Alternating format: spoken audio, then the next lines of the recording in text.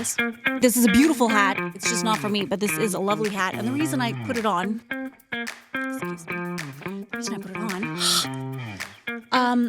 is because it's from the Decal Shop. And the person who owns the Decal Shop is here on the show today. But she doesn't only own the Decal Shop. She likes some swag. Check this out. I don't know where I'm going to put this. Maybe I'll put it in my car. But yeah, no, this is a really good, really nice hat. Is that what you do with the hat? Like break it? Yeah, see? Ben's like, yeah, gotta break it in like a glove. Like a good old baseball glove. Diana is her name. Diana Rose Manella. And she owns the Decal Shop, but she's also a barrel racer. That's right. She doesn't get in barrels and, go over Niagara Falls. No, she's on a horse.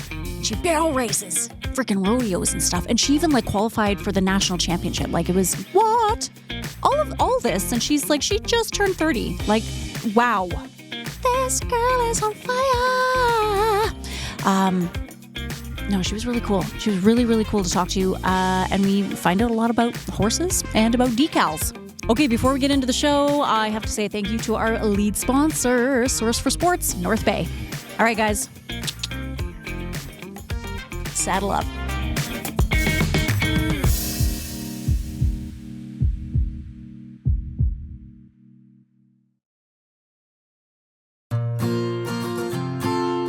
Sports aren't just what we do. They're who we are. Source for Sports North Bay is your advocate, your local support system, and your biggest fan. 1321 Fisher Street has grown from a place where knowledgeable experts can help you find exactly the gear you need, to the hotbed of team uniforms, apparel and fanwear, to a community stronghold for all the things that truly matter to you and your family's sports journey. We love helping you find your first pair of skates, as much as we relish supporting local leagues, teams, and athletes. Wherever your sports journey takes you, make sure you visit Source for Sports North Bay at 1321 Fisher Street so we can help you along your way. Okay, first of all, I love the name Diana. Oh, thank you. And after I read your story, I looked up the name Diana because, I said Diana in Greek, I wanted to know Greek mythology, but really the cooler meaning, I think, is the Roman saying of the Roman meaning of Diana. And it is the goddess of the hunt and wild animals. Oh. Which I think is really cool because, horses are wild. Now most of a lot of them are domesticated, obviously. But, at one time, I think they were all wild. Yeah, and they do have a spirit of their own. That's yes, for sure. They do. Yes, they do. Okay, so Diana, you have a decal business, which you started from the ground up. Yep. Which is pretty awesome. And you also barrel race on horses, which, are two things that I think go together. What? What happened there? Okay, so maybe give us a little bit about how the decal business came into being, and then we'll talk about the horses after. Unless they kind of merge. I don't know. Bring us on your... I guess my passion has always been driven from horses. Okay. So I went to college for graphic design because I also love art. But I knew that I had to, not just be a pencil artist because it just wasn't going to pay for, that kind of horse addiction. Yeah, your horses, right. Yeah. So I went into the graphic design industry, and I remember I was in college and we're driving down the road and I seen this big graphic and it had a horse in it on the side of a truck. And I was like, that's what I'm going to do. Okay. I'm going to do the graphics industry. And from there, I just continued into that.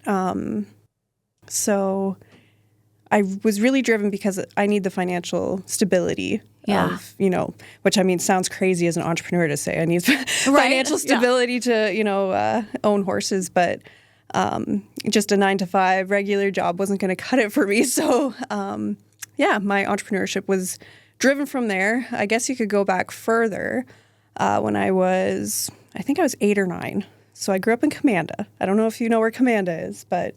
I don't think I do. I know of Commanda, but I don't know exactly because you said it doesn't even have a gas station to this day? So it's actually considered like a hamlet is what, that's how little it hamlet. is. Okay. There's 100 people. My mom has the post office at her place. So I got her to put up a poster saying Diana's Odd Jobs, and I would work for the elderly people in Commanda raking leaves. I'd do gardening, all kinds of odd jobs. Yeah. So my entrepreneurship started really young simply because there was no gas station or no retail store to just go get a job. Right. Yeah. Where do you think, like, where did that drive come from for you? Like, was that something that you were, like, were your parents like that? Or was that just expected of you? Or was it like this inner thing that just, you just wanted to do it? So my dad was very driven. And unfortunately, I didn't get to know him. He committed suicide when I was 2 years old. Oh my gosh. Yeah. So he was a mechanic. Okay. And he, from a young age, he bought scrap lawnmowers from like the scrapyard that was in Trout Creek. Okay. And he would fix them up and resell them.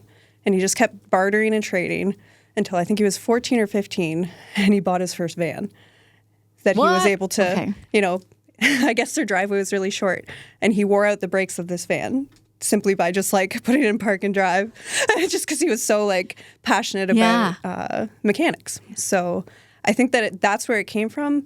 But it's interesting because like he committed suicide when I was 2, so I didn't get the chance to know him. Right. So like whether or not passion is hereditary or not, I guess we could say yes. Yeah. My mom has always been a passionate farmer. Okay. She had sheep when we were growing up. They still have cattle to this day.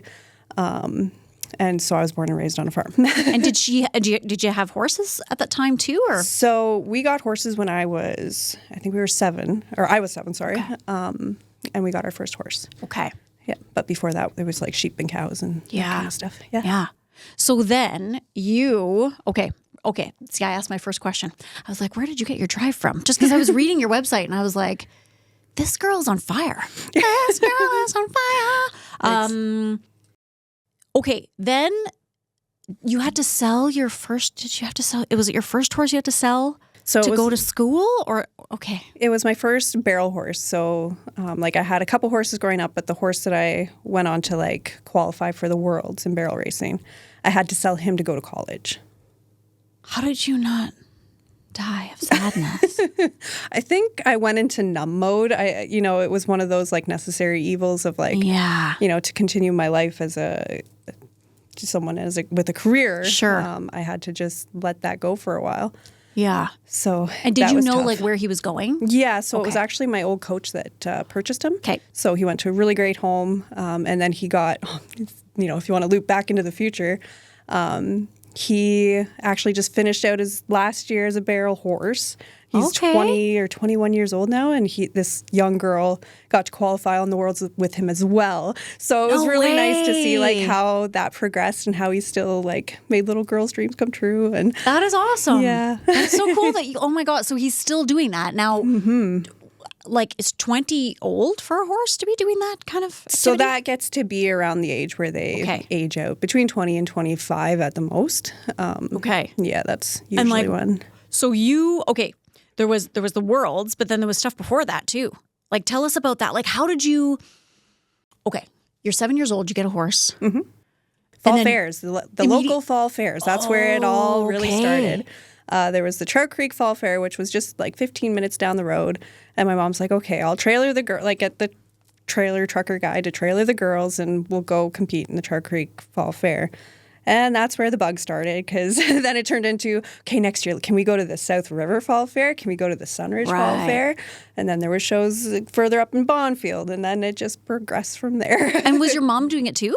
No. Oh, okay. So it was just you. Yeah. There was me and my 2 sisters. Okay. We had a cousin, and then there was a friend down the road. All of us kind of went in and out of it, but I was the one that was most consistent and carried through with it as an adult. I think that's so cool. I don't know. I don't know what it is with like maybe girls or women with like horses and stuff. Like obviously I love horses. I love their smell. And I love their like just this part of their nose, like right here, like before their nostril. Like this, it's so soft. It's like a little like velvet. Fox. I know, it's like velvet. Oh my God, I love it. And I've taken riding lessons on and off for years. English or Western? Both. Oh, good. Yeah. Funny enough. Yeah. But I think I like Western better. Yeah. And I took them with Shelley Ellis. Yes. The last time I did, it was right before COVID. Right. And Shelley was awesome. And we got on Annie, I think her name was. She was a fiery redhead, this horse.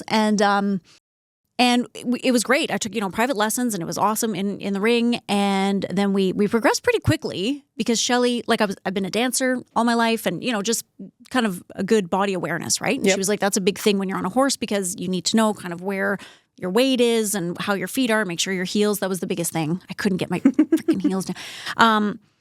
And so then she would put logs out and we started just kind of trotting over the logs and we started doing like little jumps and stuff and I fell off.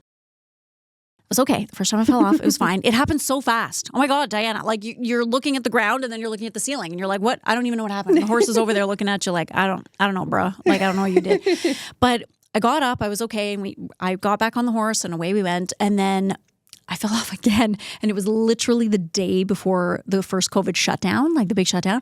And I actually did kind of like, I think wrench my like shoulder a little bit in the thing. And then of course everything shut down. So we were kind of done. And now I'm kind of like scared. Oh yeah, I guess, if you didn't get a chance to get back on and get back on the horse. They say, it's just a saying. No, it's a real thing. It's a real thing. And I'm so glad that like the first time I fell, Shelly was great. Like, I'm on the ground and right away she was like, don't get up. She's like, just take a minute. Yep. Take a breath. Like feel your body, feel where it's going on. And so then I got up on my knees and she was like, just stay there, in case you're dizzy or whatever. And then once I was standing up, she said, okay, are you good? And I said, yeah, I'm good. She's like, all right, well, go get her. Let's go. And I was like, oh, like you mean this isn't the end of okay, sure, great. I thought I was going to go home now. I know, I thought that could be done. And she was like, no, we're going to go again. Let's go. And then, we jumped again and it was fine. And it was just one of those where like I was, kind of counting wrong or whatever. And we kind of did like that instead of me going with her. It was like a toosh. So, I mean, certainly not the horse's fault, but it's like a bucket list. Like every time, and to this day, I follow a couple of people on TikTok that have horses. I follow Katie Van Slyke, she's in the States somewhere and she has like a breeding ranch, but she has goats and all this kind of stuff. Nice. And it's really like, it's entertaining, but it's really educational too, because she tells you a lot about it and like how, all the different stuff. And one of the things that I wanted to ask you about, because she mentions is, because she shows and stuff too, like she goes in the ring, but she talks about like a Western horse as opposed to a pleasure horse. So do you need a Western horse to race barrels, or is there like a different type of horse, or is it just the way that you like train the horse to do what you want it to do? So there's training, but then to go a little bit further, there are bloodlines. Right. So it's like how different dogs are bred for different things. Yep. Like agility is different than, the ones that... Hunting or whatever. Exactly. Yeah. So there is different bloodlines and there's different breeds that are, more specific to whatever discipline that you're doing. Okay. And so what kind was your horse? So I have a quarter horse. I now have a paint. Is that Rain? Yes, that's Rain. Rain is beautiful. Thanks. I love paint horses. They're so like mystic. Like they're just these like mystic wise, like they feel like they've been here forever. Yep. Yeah. She almost has that like native like originality to her where she's just so smart. So you got Rain when you've had her 8 years. I've had her 10 years. You've had her 10 years now. Yeah. And then how old was she when you got her? She was 9, so she's actually, let's do the math right, she's turning 20 this May. Yeah. So she's getting up there. Shoot. And so and now you said too, like you had to like train her to barrel race. So how do you, horses run. Yeah. Like I heard somebody say sometime that a horse will run a quarter of a mile before they even stop to look around to be like, what was that? That freaked me out. They'll just run. They can cover ground. Flight animal. Yeah, exactly. Like they're gone. So obviously, the horse is going to run, but like is there a big training process? Like there is. So when I got Rain, she was actually not broke to ride at all. So we had to start from the ground up, and she has a personality. She was a little on the wild side. She would I'd be lunging her on the ground. She would rear up at me. Okay. So she had a spirit for sure. And I hate to use the word break a horse. I broke her to ride, but she's been the real teacher all along is what I like to say about her, because she just has this way of like giving me humility a lot of the times.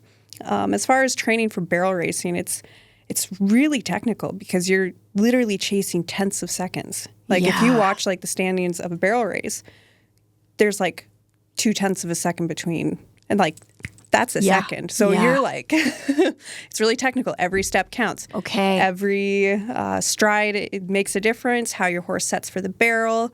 So then you go further than that. It's like, what are you feeding them? How are they shoed? Do they have shoes?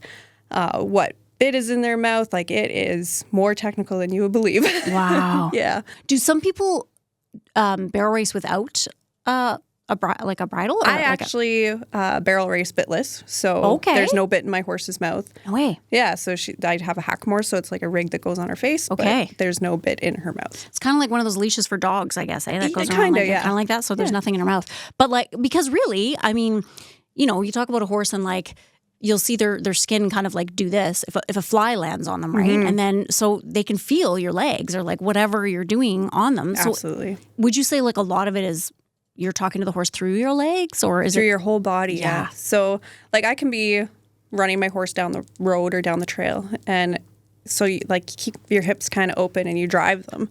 And as soon as I like close my hips, she'll, you know, she'll stop or she'll like gather her stride so that she starts to slow down. They feel so much. Yeah, it's really amazing. Yeah, like the one thing I could never get was a sitting trot. I mean, you watch Yellowstone, you watch all these whatever show you're watching, any kind of Western, and they're just like they're not even there's no light, there's no air between their butt and the saddle, and they're just like as if, you know, I look like Elmer Fudd. I look like it's like my legs are like this, and I'm kind of like hanging off the side and do it. But you know, like because walking is great and cantering I love. Yep, that's easy. But the trot, I don't get it. But that's the thing. Like Shelley was teaching, but it's like for like the few months that I took it, I mean, it is really technical. Like when you're watching it at that level and like at a barrel racing level or in any rodeos that are happening or like championships. So you, like with your first horse, what was the kind of the biggest thing that you did like outside of, like, do you have to kind of qualify in Ontario to then go to like the next, or is it? So you have to go through like the national circuit. So you have to compete with their show series during the summer, and then that decides whether or not you qualify for the Worlds or not. So it depends on points. So, and this year we're actually going to be doing NBHA with my older horse Rain. So it's my first year back into it, and like I've been showing locally, but I'm going into like the national circuit with Rain this year. Kind of like our good year out, you know, because like she'll probably be semi-retired next year. So. Yeah. Oh my gosh. Going out with a, you know, good run at it. Yeah. So so where would those competitions be then in the summer? Like where? So this summer we're looking at down in Ancaster. Okay. There's some up in Echo Bay. I'm not even sure where that pen is because I haven't rode up that far yet. Usually New Liskeard, Von Dollars in Rutherglen, they usually have one. Love Von Dollars, yeah. They're great. Yeah. They're my favorite. So, yeah, the dates aren't completely out yet. They're still tentative, but they're actually having one in Trout Creek, which is really nice because it's in my backyard. It's like a 10-minute trailer ride away. So nice. There you go. Yeah. So I know Von Doller has had a couple of rodeos, like in town. They host one. And then Ilana, who's, you know, generation of Von Doller, she is gone pretty much for the whole summer. Like she goes on rodeos all over the place. She sure does. So I've actually gotten coaching from her. Okay. She is fantastic. She's really, like she goes down to the States for the winter time and she competes in all the races down there. Okay. And she's gone really far and, you know, really proud of her as like a fellow barrel racer. And like she definitely has that entrepreneurship side of her too. She just, you know, fellow proudship, I guess you could say. Yeah. Yeah, no, it's really cool, and I'm really happy for her. So when you're like when you're talking about like a 10th of a second or something, right? Like, does that have to do with lead changes and stuff? Am I saying that right? Like which foot they're gonna go lead on, with. Like to go around the barrels and stuff like that. I guess that would cut down on their the circumference, right? Because do you want to get like as close to the barrels as possible, but you can't knock them down, obviously. Yes. Okay. So you got to get close, not too close to knock them down. You have to make sure that you have like a good pocket going into the barrel is the terminology we use. What does that mean? So just to make sure that you're setting up right. So I don't know if this is going to help, but we're reenacting it. Here we are. So if you're coming in, especially your first barrel is like your money barrel. So when you're going at it, if you go straight for the barrel, your horse is going to be all muddled up here trying to make that corner. But if you come in a little wider and then you have your pocket go consistently around the barrel, so the least amount of strides are happening. And then after the first barrel, a lead change has to happen because they're going to turn the opposite way. Right, because they're set up like 1, 2, 3. So if they go around this way, then they're going around that way and they're going around. How do you change a lead, though? I don't get it. Like, how does it? Because, so changing a lead means like if a horse is going left first, then you want them to all of a sudden change and go right first. Exactly. I don't even know how that happens. How does that happen? I can't So even they imagine. have to basically cross their paths right in the air with their feet. Because when they gallop, like all four are off the ground. For a moment, yes. And that's when they change the lead? Pretty much, yeah. What? Yeah, they're very athletic.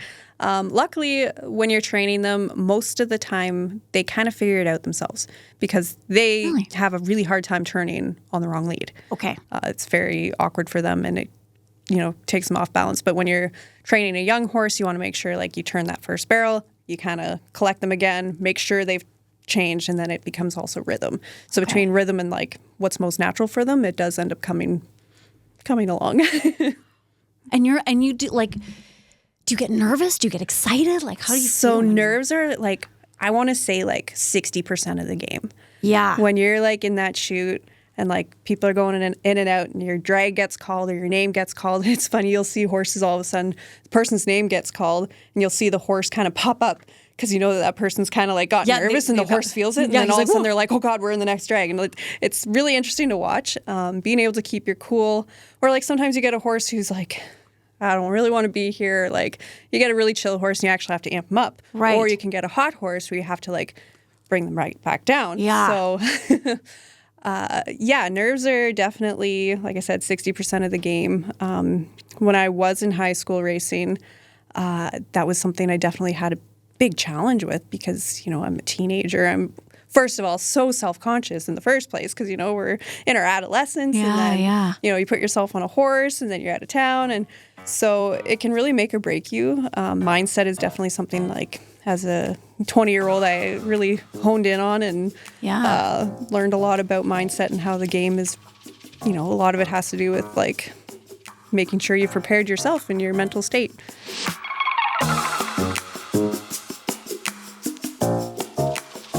We're going to take a break from talking to Diana and her horses because I need to thank a major sponsor. That is North Bay Toyota. It's time to Toyota with North Bay Toyota.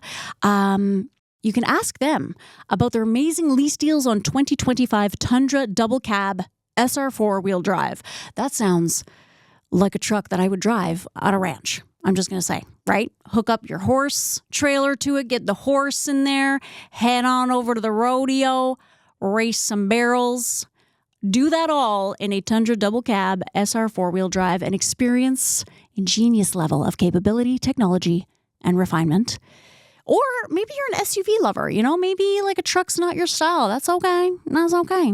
Toyota's got you, okay? Because you can take advantage of a limited shipment of 2025 RAV4s and you can discover the perfect blend of style, comfort, and efficiency in a compact SUV that ignites your desire to explore. Because, if you don't want a massive, because some SUVs are really big, but this RAV4 is nice. It's a compact one with all of the features and style to keep you comfortable on the road. Again, North Bay Toyota. It's time to Toyota with North Bay Toyota.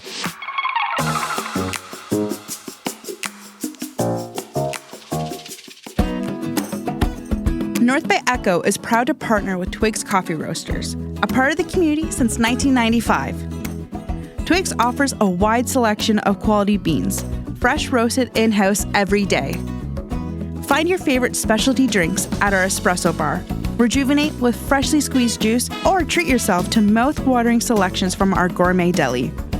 And don't forget our irresistible fresh baked goods, including uncompromising gluten-free options.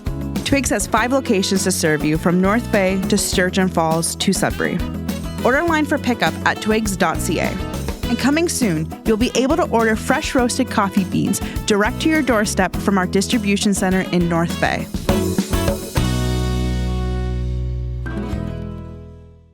I mean, it is a sport. It's a huge sport. Mm-hmm. And so, if you're talking about an athlete who maybe is like a downhill skier or, a skater or something, right? Like they have to get in the mindset, but they're also not on a very heavy animal that can refuse to go somewhere. To do something or stop dead on a dime and you're going over its head. Like, and who feels everything that you do and can feel that tension in your body. Or like if you're really upset or if you're, like really freaked out or stressed out or whatever, they're probably not going to perform that well because they can feel this from you and they're like, what's going on, right? Exactly. So it's like you're not only responsible for your own mindset, but also having, like, you got a partner.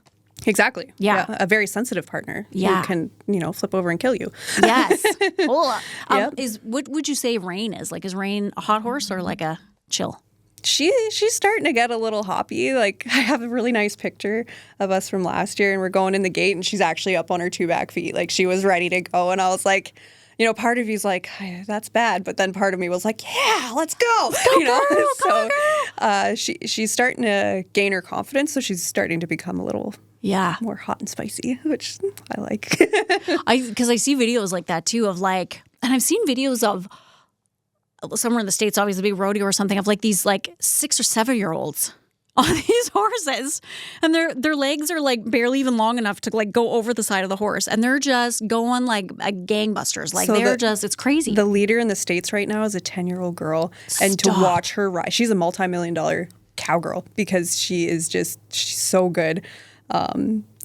It's really cool to watch her. But yeah, you see these kids that are just giving her. Yeah. And it's like, they're barely even like, and some of them aren't even like on the saddle. Like they're just kind of hanging on in this, like, it's like they're just floating above the horse the whole time. Yep. And do you like, how much of that do you think is the pairing of that, absolutely. Because like, people like to say, oh, they're just getting on a maid horse and it's going. Oh, okay. That's not true. No. If you see that kid making it around those 3 barrels, they worked for it. Yeah. You can't just say that they're a maid horse and that just happened organically. Like, no, there takes a level of skill to, first of all, like your balance on a horse.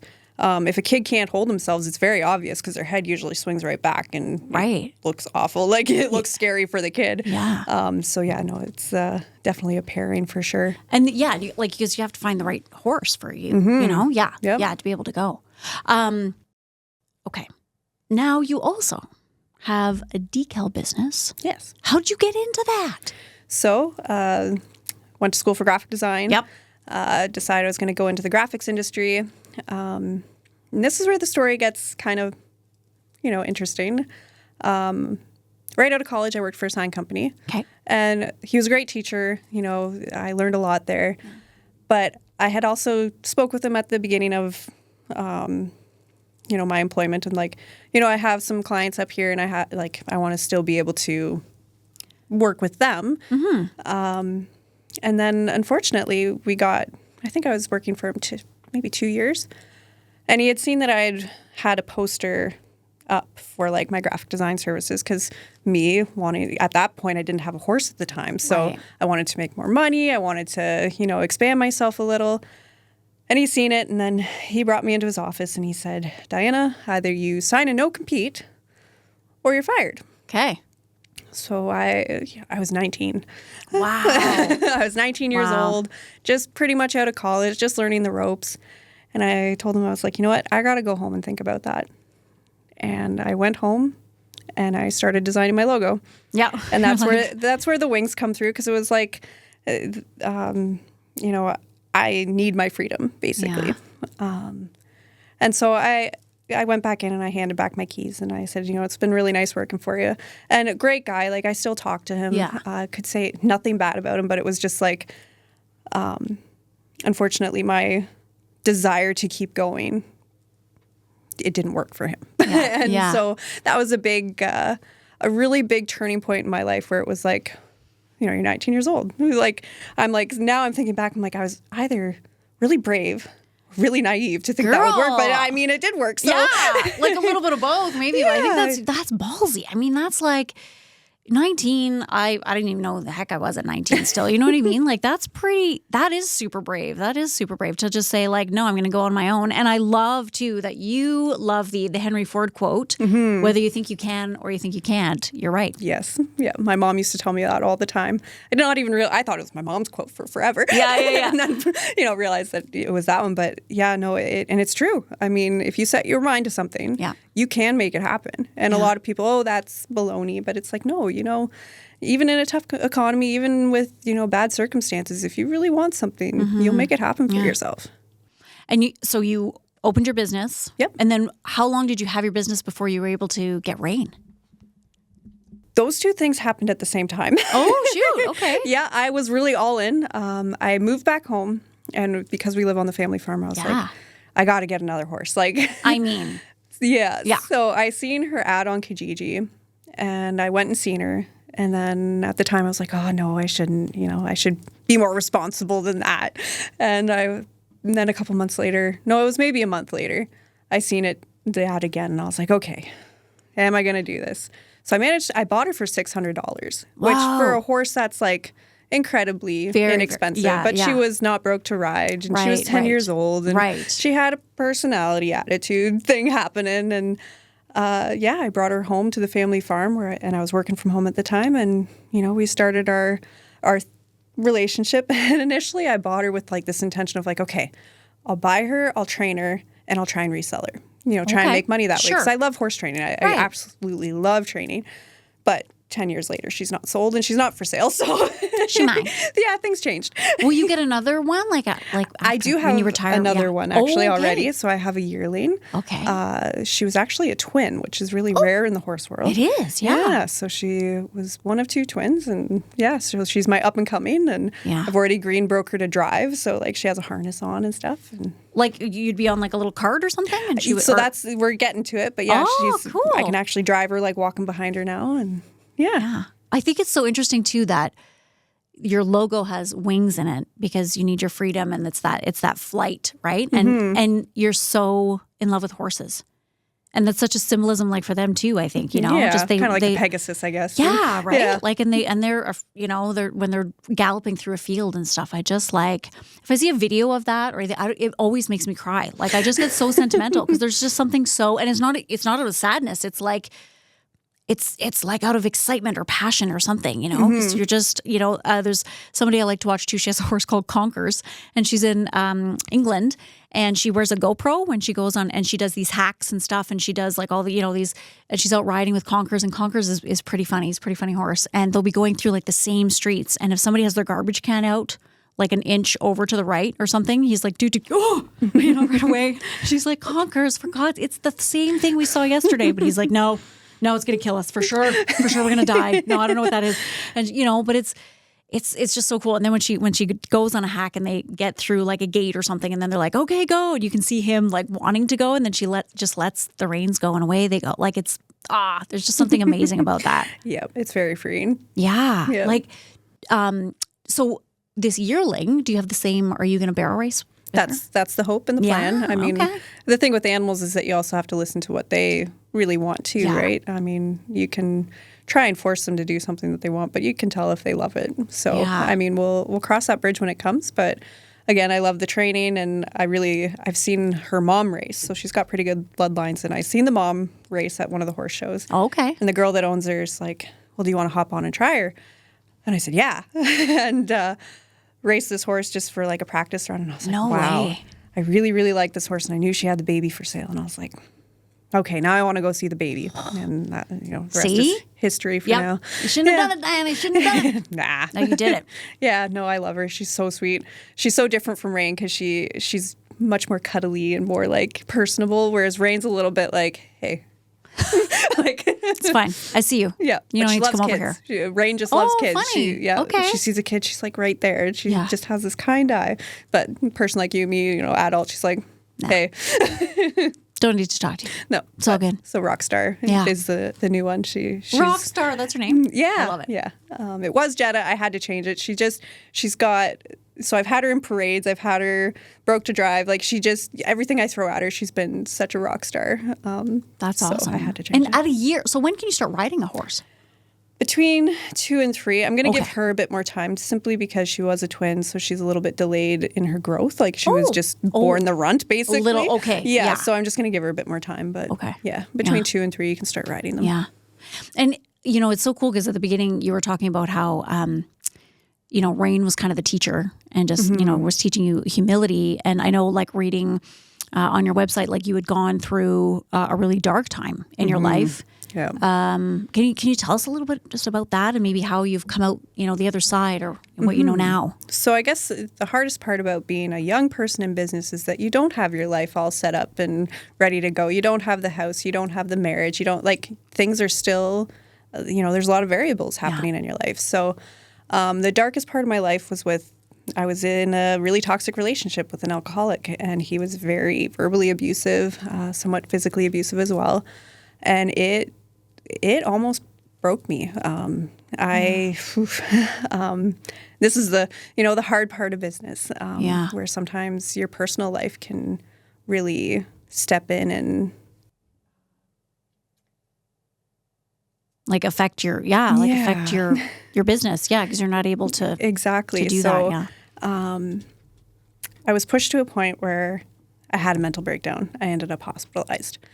From there, I was diagnosed with manic depressive disorder, also known as bipolar disorder. Okay. So, first of all, the stigma to that was incredible. I had a shop location in Sturgeon Falls at the time, and I had to close it. There was no way that I could function the way that I was. So we closed up shop, and shortly after, I ended up in a very manic state, and that's when I broke it off. So for that, I will be forever thankful that I became manic and I was able to get out of that relationship.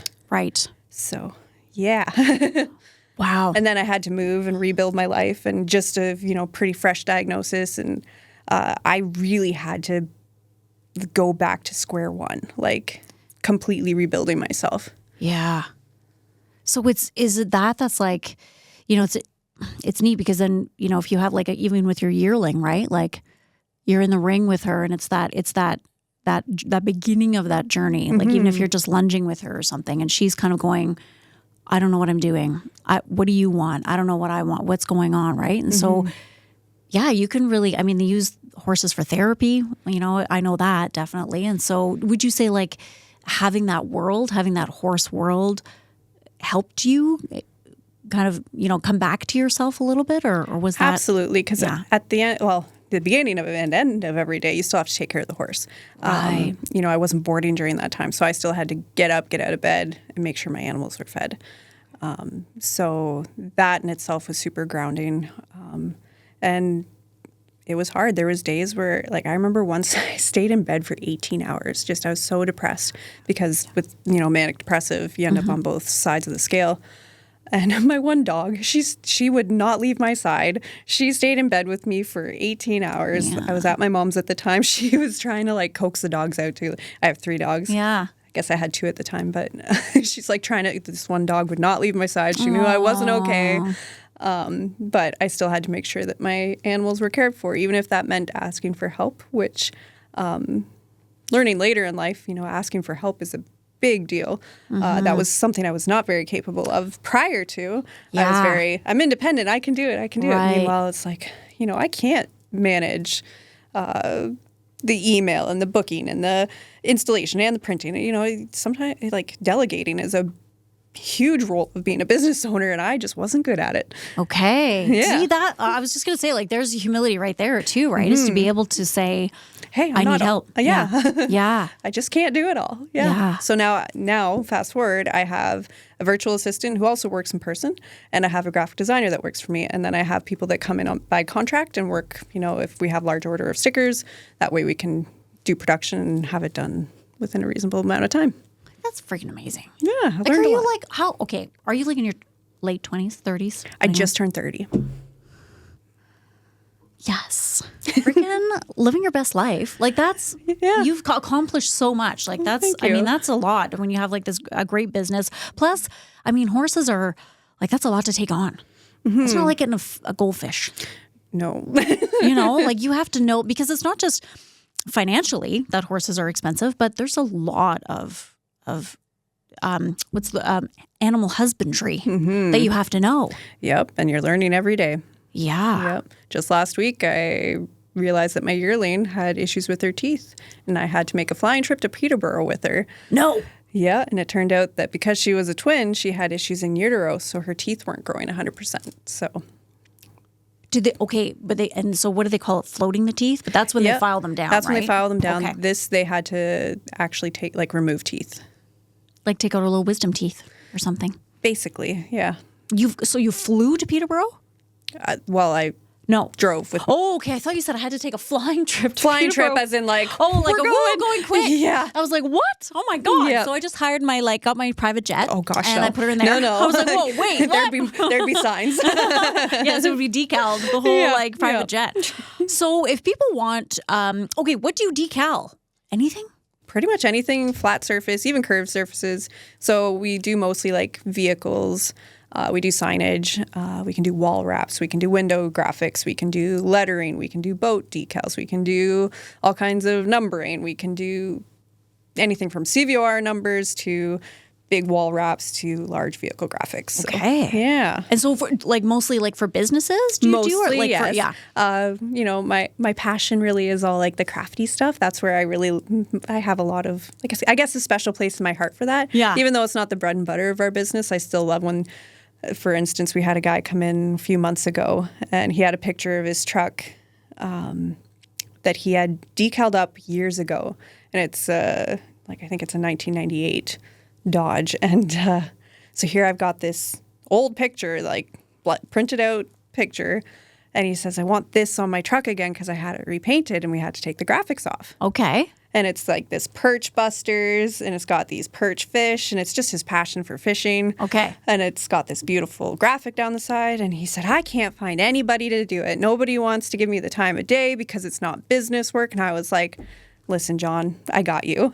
Come to the right place, John. Yeah. So we got that done for him and beautiful like chrome graphics with these fish. And he is just ecstatic. We really, you know, honed in and did a good job for him because, you know, that's kind of my... Yeah. It's almost like being a tattoo artist, right? Because you have to, so you have to draw, like you drew it by hand and then you would show him. So with like the computer. So, yeah. Okay. Yeah. And then he would just like, okay it, and then you would go so we for it. proof everything before we produce because, you know, nobody wants to get something they didn't right. actually want. Yeah. And I mean, those printers must be crazy, insane. Like, are they big? Are they rolled out on? Yeah, so I have a printer that it does 54-inch width. Wow. So its actual footprint is like 6 feet by 4 feet. Like, it's huge. Wow. And then I have a smaller printer plotter as well. Yeah. But yeah, they're big.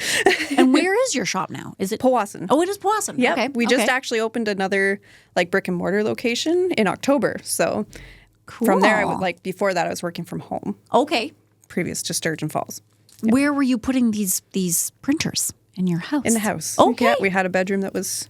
Who needs a couch? Who needs a bed? Just put the printer. Who needs a spare room? I mean, whatever. Well, part of the push is like we would like to start a family in the next, couple of years, and I don't think it would do well nestled in with the print room. It wasn't going to work that way. Yeah. So, so you're and the actual buildings in Powassan too. Yes. Okay. Cool. Yeah. Cool. So if people, we'll put your website up. Yeah. Like at the bottom of this or whatever. Yeah. So that's kind of the best place to go, is like the website. Actually, you know what? Our website is our main drive. So we have clients all over Canada. Oh, okay. So we do work for the city of Iqaluit. We do work for fire departments out in British Columbia.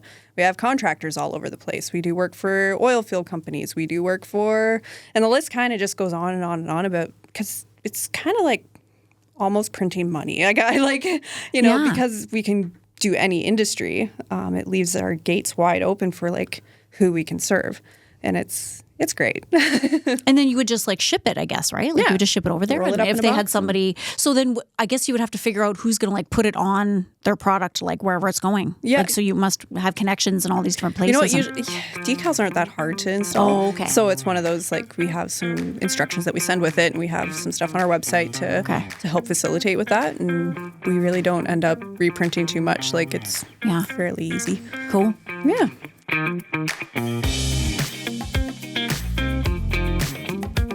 One of the major things about this talk with Diana that I'm going to take away is that her horse, Rain, was more of the teacher in their relationship and taught her humility. And I can relate to that because when you're on a horse, as we were talking about it, horses are so sensitive, right? Like they can feel a fly land on their back, like a fly barely touches them, and they know exactly where it is. So when you're on a horse, they can feel if you're stressed out or if you're scared or if you're angry. So it's a real mind game, and Diana shared with us, about her struggles and how, learning with the horse and kind of working with the horses really helped her through that time. Horses they're mystical beings. I just love them. And I think we can all learn a lot from horses. Anyways, it was a pleasure talking with her. And if you're interested, if you have, anything that you would like a decal for, definitely check her out. We're going to put the link to her website in the show and her Facebook page, and you can check it out. And she's going to post a lot about her journey and her competitions this summer with Rain, because, she said she's going to be retiring very soon. So I wish them all the best of luck. I don't know what you say to a barrel racer, because I know you say merde to dancers, and you say break a leg to actors, and you say toy toy to opera singers. I don't know what you say to a barrel racer. I don't know. Giddy up. Get going. Get her done. I don't know. I got nothing. Anyways, I wish them all the best. I hope they do well. Hey, wherever you listen to your podcast, whether it's Spotify or Apple, or maybe you're watching this on YouTube, why don't you give us a little like? Why don't you do that? Yeah. Leave us a comment. Leave us a story. Leave us something maybe that you'd like to see on the show, or maybe you have someone you want to put forward as a little North Bay hero that we can talk about and highlight on to North Bay with Love. We'd love that. And you can head over to our website to northbayecho.ca. You can sign up for our newsletter, which comes out every Wednesday morning now. And it'll be sent right to your inbox, so you don't have to worry about that. Once you subscribe to it and sign up for it, you can subscribe to our YouTube channel. Do that too. Anyway, I'm out of here. Until next time, much love, North Bay.